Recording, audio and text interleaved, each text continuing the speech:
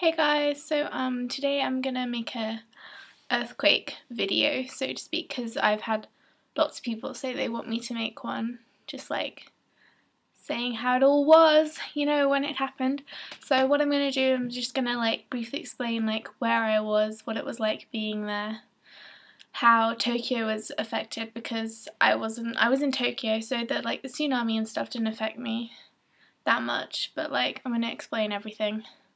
So, and if you have any other questions, just like leave them below or go right on my Formspring or something. I'll leave the link for that below as well, and I'll try and answer all of them as much as I can. Of course, I don't know everything that's going on, but I can tell you things from my perspective and like everything like that. So yeah, let's get started. I'm apologising in advance if this is a really rambly video because it's probably going to be. So it happened at 2:45 or whatever time it was on Friday last week, and I was in study period at the time, so I was in the common room with four of my friends, so there was the five of us in the common room, and I'd just come back from the bathroom. I'm sure you didn't need to know that, but like it started wobbling. Like, we get earthquakes all the time in Japan, like at least one a day. I mean, most of them you don't feel. Some occasional one you feel and you're just like, oh, it's an earthquake, blah blah blah. So like at the beginning we were like, there's not much we can do, it's an earthquake. And then it started to get kind of bigger, and like the door, because we shut the door started banging on its hinges, like rattling, and we were like, oh, maybe we should get under the table, because I know a lot of people said, was everyone panicking? No, we have earthquake drills all the time, so like we know what to do. We get under the tables, we wait until it stops shaking, and then we're meant to go outside. So we get under the tables and it's like shaking for a really long time. It felt like ages and just kept getting bigger. And like the way our common room's built, we have like a wall of tables with computers down the side, and they're like against the wall, and the whole table was like banging against the wall, and the door was going and the windows were rattling. It was so scary. Nothing broke. There are a couple of things that like fell off the tables. We had bottles fall off, folders fall off. But fortunately, like, nothing big fell over. I know in a couple of classrooms, like, computers fell over, and one of my teachers downstairs, like, the office was a complete mess, and he had a bottle of wine in the cupboard, and that completely smashed all over the floor. So we wait until the first big one stops shaking, and then everybody, like, we all put on our little hat things. I'll see if I can find a picture of what they look like, because they're so funny, man. But we put them on. Some people had helmets, like all the teachers get helmets and stuff, and they all took their emergency earthquake bags that each room in the schools got, and we go outside and we sit on like the Leo ground that we have out the front. It's a pretty big AstroTurf kind of looking thing, and fortunately the Japanese schools were on holiday, so there weren't that many, because we're on a campus with like 4 other Japanese high schools, 2 primary schools and a university. But most of the high schools and university people weren't there, so it wasn't actually that crowded. There was like the primary school as well. So we all go line up and the teachers take registration and things like that. And then like the aftershocks keep coming, and they're pretty big. Like, you can see all the windows in the buildings rattling and everything. So we all get like really huddled up in the middle of the Astro, so that like if buildings do start crumbling, we're relatively safe. I mean, we're not safe, but we're relatively safe. And of course, nobody's phone's working because the mobile network is completely jammed up with people trying to call, and it was probably down anyway, but everyone was trying to call. Fortunately, the internet on my phone was working, like iPhone internet was working, so 3G was working, so I was able to like get through to Facebook and things like that. So my dad messaged me on Facebook telling me he was okay and he was coming home from work and he was going to walk home, because of course all the public transport stopped. The buses were kind of running, but they were so busy, and the trains are completely stopped. So basically we sit outside on the Astro because nobody really knows what's happening. Like, we weren't getting any news. And so we sit on the Astro for about an hour and a half until they finally decide that we're allowed to go up in small groups to go and get our stuff so we can go home. But then it starts raining, so they're just like, okay, everyone just go up and get your stuff and leave. But you've got to tell us that you're going. So fortunately, I live really close to home. It's only about half an hour walk. So I was able to walk home, but a lot of my friends were like several hours walk away. So I took 3 of my friends and my sister back to our house. And we get there and we find that the lifts are down. So we have to walk up the stairs.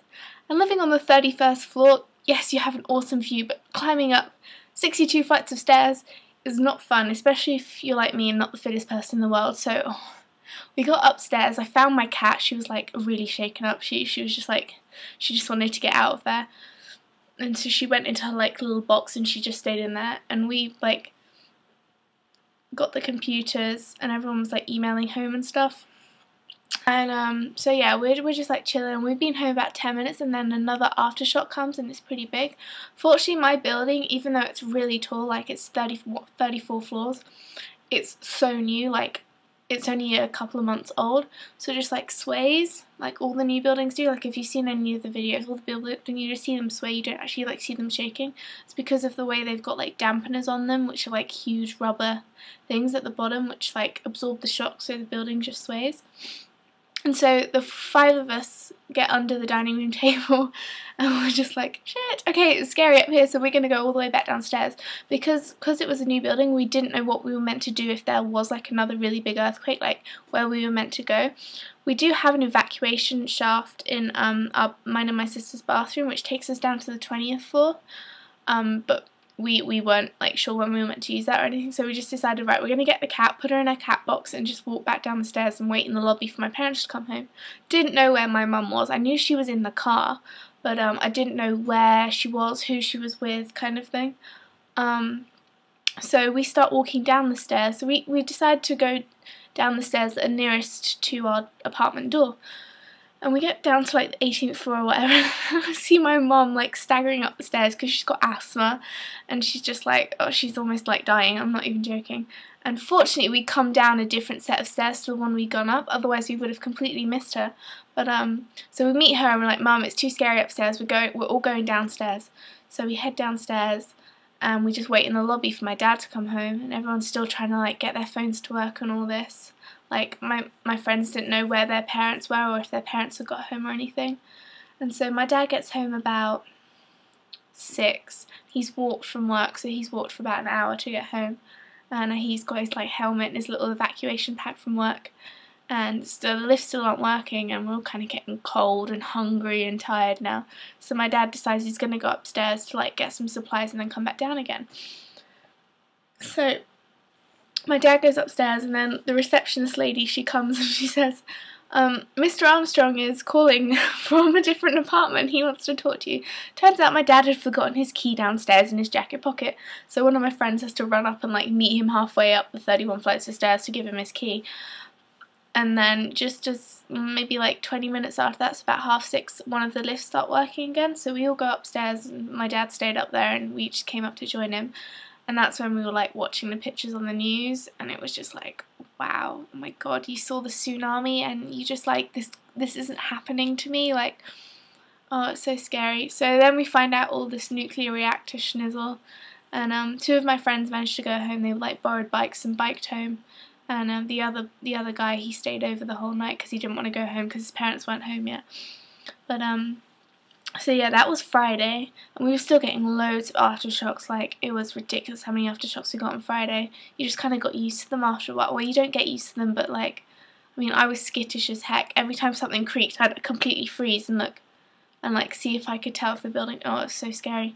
But so Saturday, didn't leave the house, just stayed inside, watched the news, was like keeping up to date, following several Twitter feeds that were like giving us information on the nuclear thing.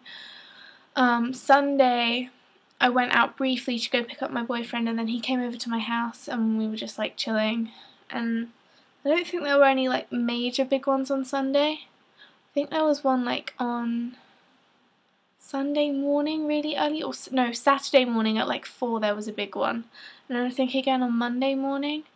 And on Monday, me and my mum and my sister, we go to the supermarket to like kind of get some food. I mean, we weren't running low on food or anything, but we thought we might as well just go and get some, see what there is. And genuinely, I'm serious, there was like no bread, no water, no milk, not much fresh like meat or anything. So it was like, and the queues were huge. And my mum's idea was that she was gonna like get some wheat and flour and yeast, and she was going to make some bread, but clearly everyone had the same idea because there was no flour and no yeast, so screw that idea. And then we get home, and literally about half an hour after we get home, we find out that we're leaving. My dad's booked us a flight to England, and I was so upset because I thought all my friends were staying and my boyfriend was staying, and like I did not want to leave at all. I was in complete denial. I was just like, I don't want to leave. I was crying so much, and I packed, like I just literally threw stuff in my suitcase. I was in such a mood, and I just didn't want to go, you know, like I knew it was dangerous, and part of me was glad that we were leaving, but at the same time I was just so upset that we were leaving people. I didn't know when we were coming back. Still now, we don't know if we're going back yet. My dad's our plane ticket to get here was booked a month after, so we're meant to be flying back on April 11th, which, if you know, is my birthday, which would really suck. But yeah, so on Tuesday we get to the airport so early. We leave home at like 10, we're at the airport for like 11:30, and our flight's not till 5. So we check in really early because my dad's got like his gold members card or whatever, so he could get us checked in, and then we went and got some lunch. And then we got through, and we had such a shitty flight time. Like, our flight, we had to fly via Singapore because there was like no direct flights. So our flight from Singapore left at 5, landed 11:50 Singapore time, which felt like 12:50 for us because Singapore's an hour behind. And then our next flight was at 9 in the morning Singapore time. But we had to go and get our bags because they're on 2 separate days. We couldn't have our bags checked all the way through. So we managed to get a hotel, and we slept for about till 1 till 6, so about 5 hours sleep, and then we had a 14-hour flight to get here. Still don't know much about the nuclear stuff. I know there's like they're getting radiation readings everywhere, but everyone's saying they're not dangerous. And yeah, most of my friends have now left Tokyo. My boyfriend's in Nancy. A couple of my friends have gone down south. Loads of people from school are in Singapore and Hong Kong. We're getting homework and stuff over the internet because, of course, I've got exams in 6 weeks, so I'm just kind of freaking out about that a little bit. Right now I'm up north with my grandparents. I was in Milton Keynes before with my auntie, but we've come up here now. We still don't know when we're going home. My dad said we can come home when the nuclear stuff's all sorted out, but we don't know how long that's going to be. My dad's still in Japan with my cat, so it's just me, my mum, and my sister here at the moment, and I just feel so sorry for all those people who've like lost everything. I mean, listen to me, I'm sitting here complaining, but at home I've still got a house and I've still got all my stuff, and there are people up there who don't have anything. I mean, they've completely, you've seen it on the news.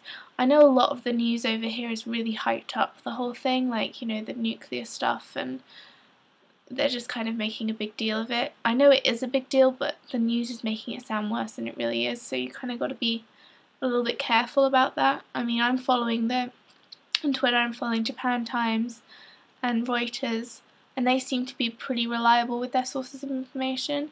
But yeah, it's still pretty scary, and I'm still a bit in denial. Like, someone had told me a week and a half ago that this time I'd be in England, I would not have believed them. I mean, it was just a normal Friday, and then everything just kind of went crazy.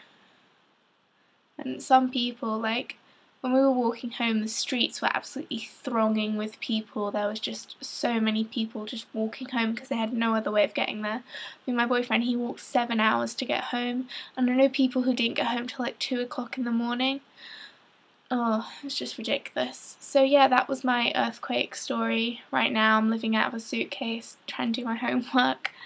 And if you guys have got any questions or anything, I'll leave some links below where you can donate money to Japan, because we really, like, I know people think that because Japan's a developed country they don't need the money, but they do. I mean, there are people up there who have, like, there are children with, can't find their parents, and they have no home, and they're living in their school, and they just need support. And so if you can donate, I know, like, for some people donating, they don't have enough money of themselves, but like the smallest amount of money will help. Anything. You can buy cup ramen in Japan for like 50p. So if you donate 50p, that's one person's lunch. You know, I mean, so I'm going to leave some links below. The Red Cross is doing a really good job, I think.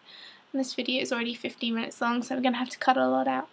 But I hope this answered some of your questions, and I'm sorry if I babbled and if it didn't really make sense, but I'm going to go. And any questions, just leave them below and I'll try and answer them best I can. Bye guys.